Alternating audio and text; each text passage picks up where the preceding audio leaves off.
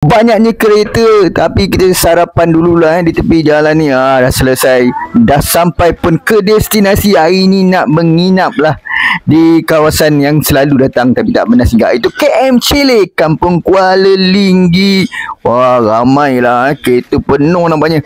Masuklah bilik, tengok dulu apa dia. Okey, nampak selesa dan cantik, kemas. Alright lah. Nampak berada di atas ni boleh tengok view yang cantik. Ada kolam.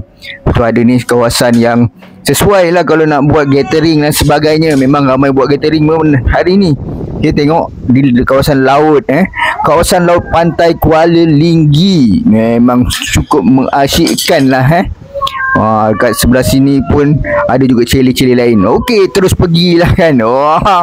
Masuk ke pantai. Sampai ke senja dah tu. Tapi memang sedap lah kan. Okey, lepas tu makan pula dekat Nur Kasih Tom Yam. Dia dekat je dengan Lembaga Kemajuan Ikan Malaysia. Okey, ini dia punya apa, meja bulat ni memang besar weh.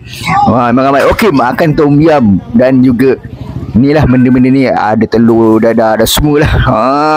Sayur mesti makan, babe. Dah kenyang lah dengan makanan-makanan ni.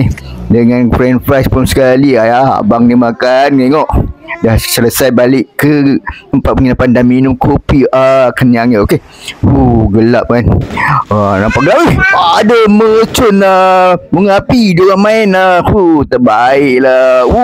Cantik betul lah bunga api malam ni. Tak sia-sia. Okey, dah sampai pagi. Nampaknya sebelum balik kita kenalah buat sesuatu kan. Ada orang lah pagi lagi dah memancing lah. Memang betul-betul sini pun memang kawasan memancing.